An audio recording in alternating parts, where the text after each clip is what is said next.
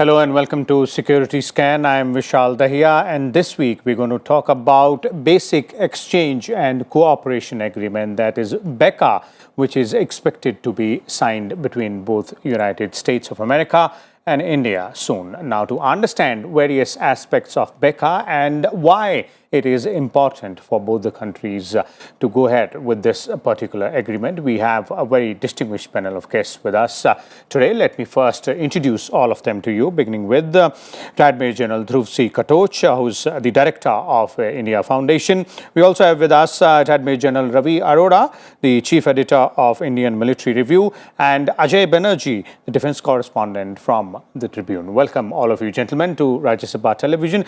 Let me begin with you, Ajay, and let's start with the basic question first. What is BECA? Hello, Vishal. I must tell your viewers first, explaining BECA is in three parts. First, there are three agreements with the US called the COMCASA, the LSA, and the BECA. The COMCASA relates to communication between two military platforms of India and the US. The LSA is logistic supply agreement between India and the US. That is, means India and the US platforms can refuel and take supplies and spare parts at each other's bases. And the BECA is, of course, talks about geospatial mapping. Now, why these are important? In the past 15 years, Indo-US strategic planners have spoken about one important word. These are called the foundational agreements for a solid India-US partnership. Now, when the other two were already been signed, the COMCASA and the LSA have already been signed, the BECA was the remaining part of the foundational agreement. What does the BECA bring in now? Now, put it in perspective, COMCASA means communication, it has been signed, logistics has been signed, and BECA will bring in geospatial mapping. Now, what does it have? When you fire a missile or use a drone, an armed drone, it fires a missile. The pinpoint accuracy will come only when you have geospatial mapping. When geospatial mapping is there available with the pilot of any of the fighter jets or any of the platforms which India uses now at the moment of the American origin and plans to buy those armed drones from General Atomic, the armed drones will need a pinpoint accuracy and precision to reach the target desired. For that, the BECA will be important.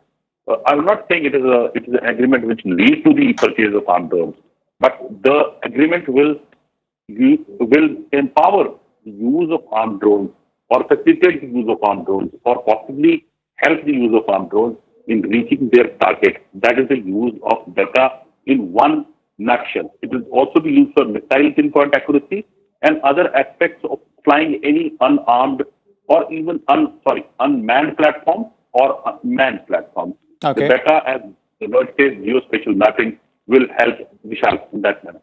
Okay. That should, sort of put things in perspective as far as what exactly BECA is. But to understand it a little bit more deeply and from a strategic point of view as well, let me bring in both the generals here one by one. Let me start with you, General Katoch, in terms of the significance of signing such an agreement. And then we're talking about two nations here, India and United States, whose defense cooperation is gradually moving up step by step. You see, I personally feel that we should have signed BECA much earlier. Now, for some reason, as far as the India-US relationship is concerned, even when we signed the first agreement in 2002, that was the GSOMIA, that is the General Security or Military Information Act. We signed it in 2002, but it took 15 years to sign. That means that is the time period allowed. And from 2002, now it is 2020, we have signed two more foundational agreements, and hopefully BECA will get signed now. Now, why is BECA important? I think it is the basic reason why it is important has already been explained. But let me go into a few other details. It enables, you can share now, as has been stated earlier, the geospatial products, including access to mapping and hydrographic data. Now, this is very important. All flight information products, and most importantly, what we are talking about is you will get access to the United States National Geospatial Intelligence Agency's Geospatial Information Bank. Now, this is something which we, I think, are looking for. So what will it allow access to when in real terms, what will happen? you can access a whole range of topographical, nautical, and aeronautical data. Now, it is not just related to firing a particular missile with pinpoint accuracy. Let us say there is a humanitarian aid and disaster relief mission, some cyclone hit areas. You require information about that, and we are the first responders, or the Americans are the first responders. We can share data. If you have to go for any out of area contingency, which is important to both of us, we can share data. The experts on both sides, they can engage in subject matter expert exchanges. Our people can be trained in the United States. But what has happened is, because we didn't have this agreement, certain things got affected. Now, what got affected? Okay. We have already bought the C-17 from the Americans, the C-130J and the P-8I aircraft. Now, because we didn't have this agreement, certain navigational and flight management systems which could have come have not come. One thing which we must remember is this is still even when this arrangement is signed, it is going to be an umbrella agreement. And after that umbrella agreement, there will be subsidiary agreements which will be signed, which will be specific. Now, this is important because there are a lot of people who are having concerns about India losing strategic autonomy. It is not going to happen. So I think we should go ahead with this. The subsidiary agreements on specific issues of India's concern can be signed, or they cannot be signed. That is up to us. But we need to go through with something like this. It will give great advantage to India, especially in the present times when we are having problems in the Indian Ocean, when China is becoming very aggressive in the South China Sea, and when China is getting very aggressive in eastern Ladakh. Okay. Let me bring in General Ravi Arora here as well. General Arora, from your point of view, why it becomes really crucial for India to sign this agreement with the United States of America, that is BECA. The first major reason is Galwan and Ladakh. And every time any of these foundational agreements have been signed with the US, there was a reason, there was some trigger. It started with 2012, as Ajay brought out.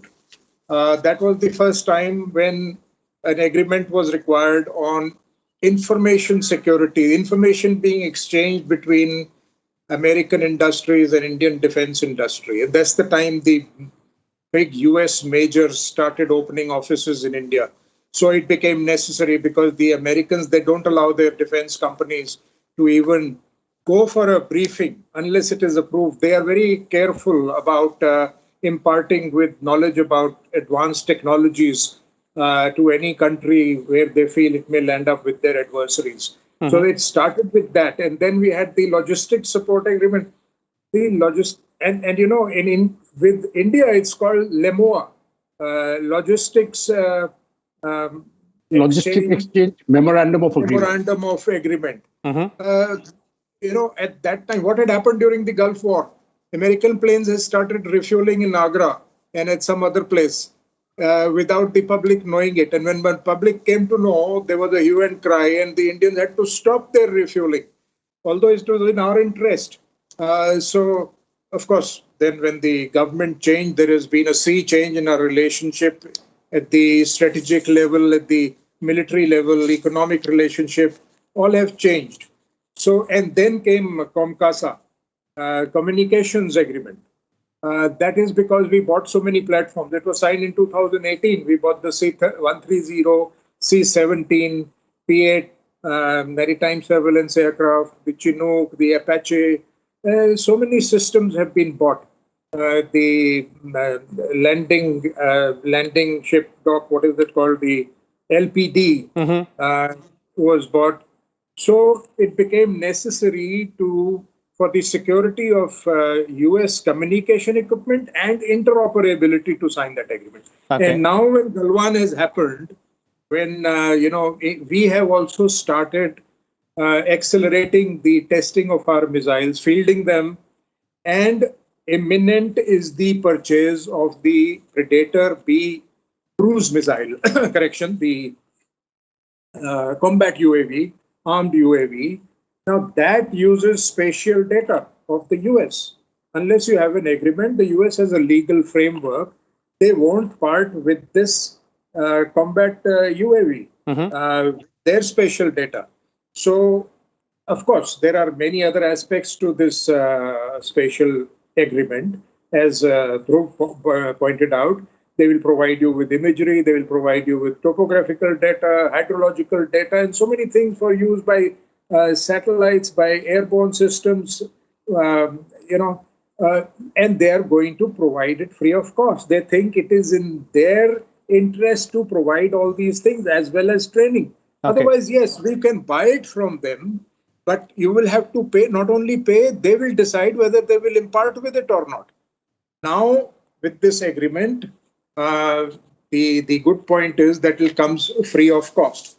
So it'll be classified data coming to us from the US Geospatial Agency. We will get training. We will be able to use this in our own weapon systems which use this data. And you might say, why don't we use our own data? Well, the Americans have this data for the whole globe. It's pinpoint accuracy.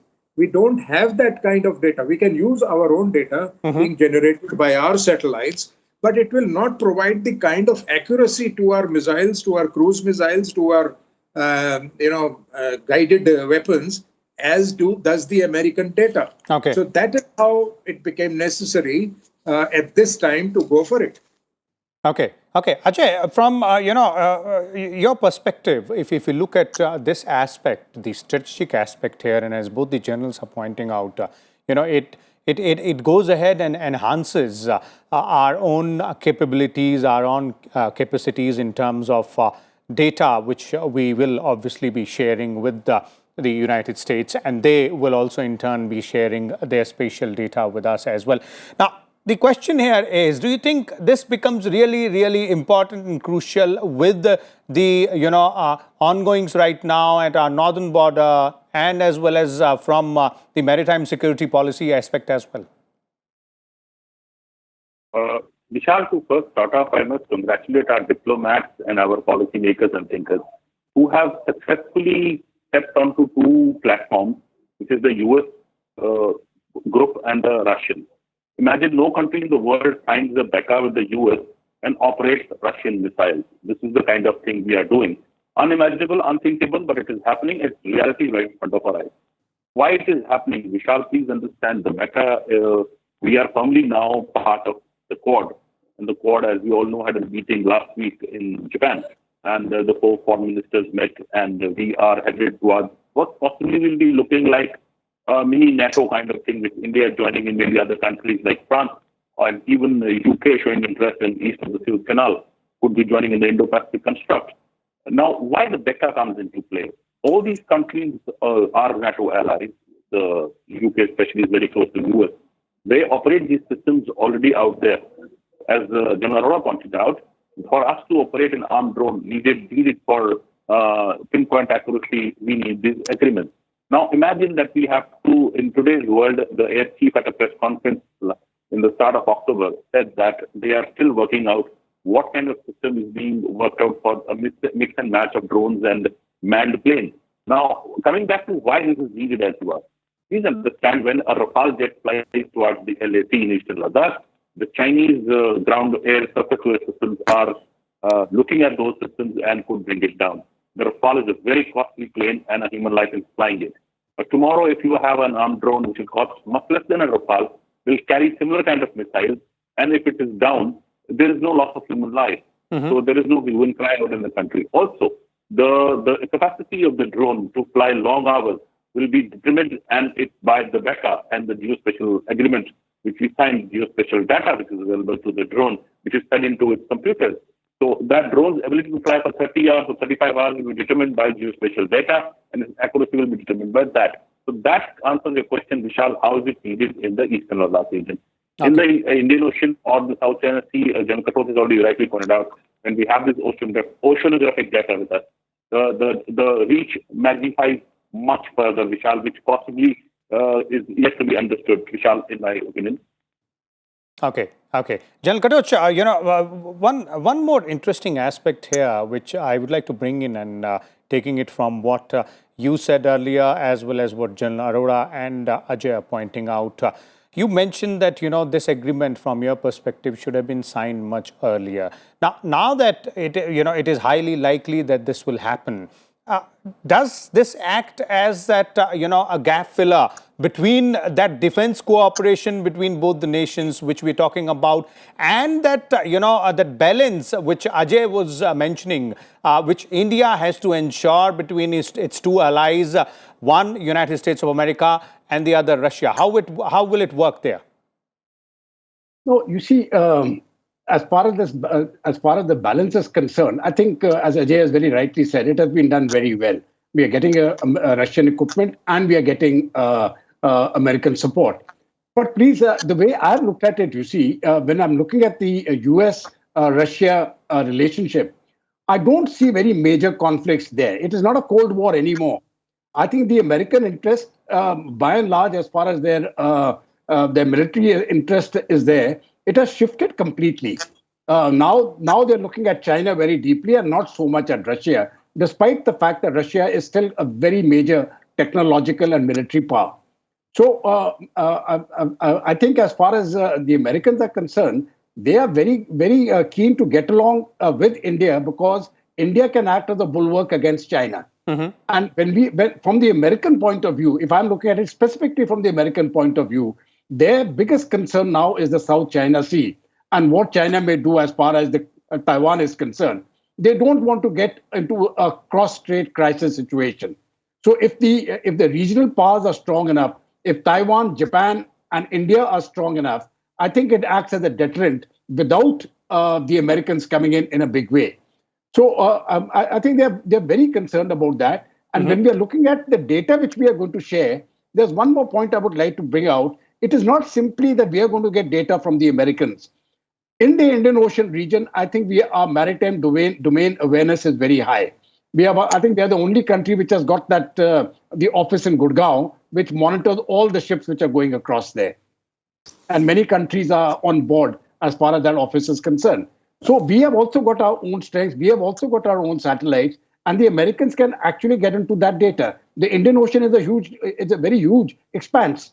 So the more countries which can share data onto this platform, hydrographic data, I think it becomes important to us, especially now, because there is the threat of Chinese submarines operating there.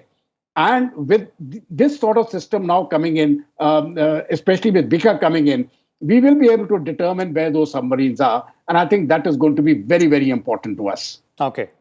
Arora, from your point of view, the impact of these foundational agreements on the long-standing Indo-US, defense cooperation.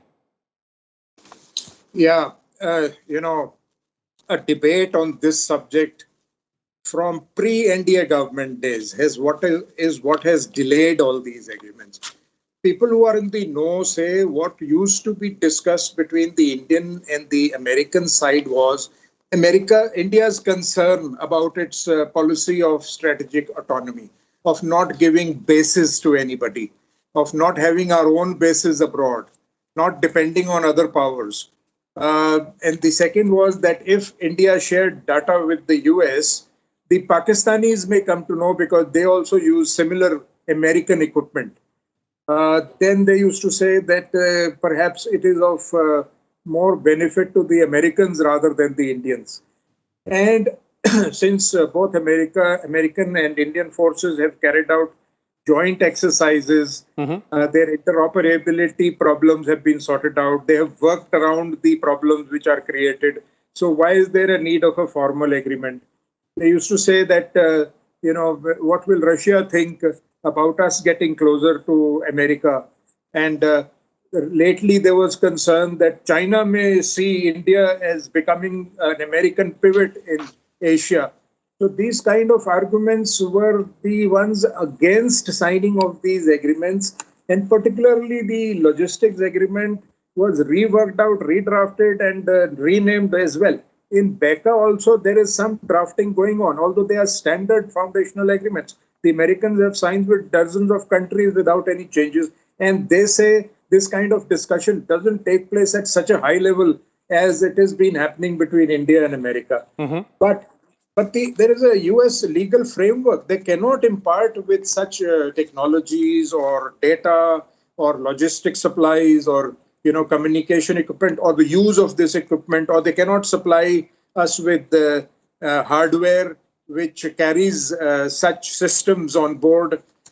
And although they have said that they have their systems in place by which it is assured that they will not share data with Pakistan or any other country, well, there is a doubt about it, a reasonable doubt about it.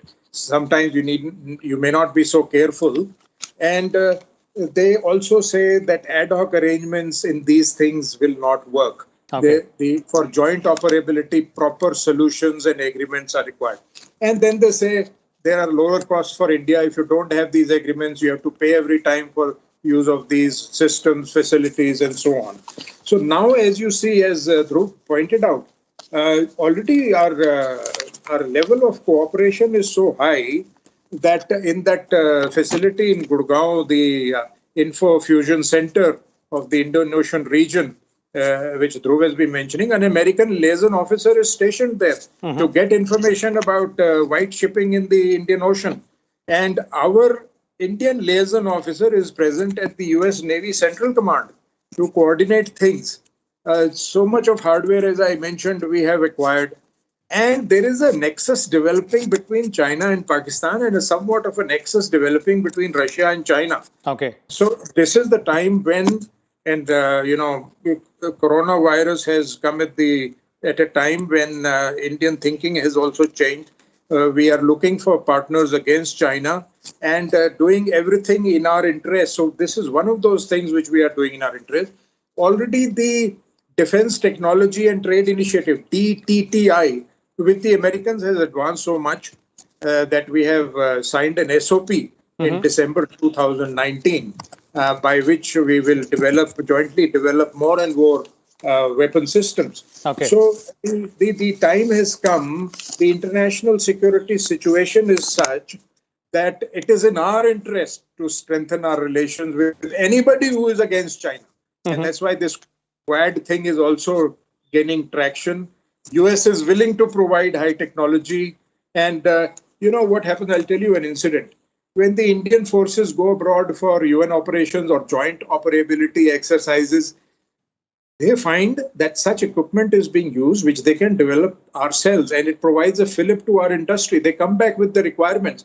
Can you imagine in one of these exercises, they learned that one of the Indian Bangalore-based companies had supplied electro-optics and night vision equipment to the American Army, and it was being used. And that is how, when they came back, this company was told, hey, you are providing to the Americans, why don't you develop for India? They said, we never said no. And so today we have night vision equipment from that company, developed, which is approved by DARPA and the American Army being used. So there are many spin-offs to such cooperation. Okay, definitely. Before we conclude this discussion, let me have one quick comment from Ajay here. So Ajay, would it be okay to say that with this agreement signed between both the nations, one missing link between Indo-US defense cooperation will be taken care of, and a crucial link there? Of course, Vishal. See, as the Standard Program has said, these are the three foundational agreements. The other two have been signed in the past half a decade, and this will be signed, expectedly signed anytime now. Also, keep in mind, we have signed logistics agreement with the Japanese and the Australians in the past 2 months. They again show a lot of change that we are very interested in the Quad, and as General Arora pointed out, anybody who's ready to take on China, we are ready to lead that grouping and be very actively participating in that grouping. Now, to get that, such technology agreements, such foundational agreements are needed, and as you rightly pointed out, it has bridged the gap between what was missing and will change the dynamics for Indian forces. Vishal? Okay, there it is. Thank you so much, Ajay, for these views, and similarly, General Katoch as well as General Ravi Arora for sharing your time and making us and our viewers understand the importance of BECA, the agreement, Basic Exchange and Cooperation Agreement between India and United States, which is expected to be signed by both nations soon. We'll come back again next week with a different topic. Till then, keep watching Rajasthan Television.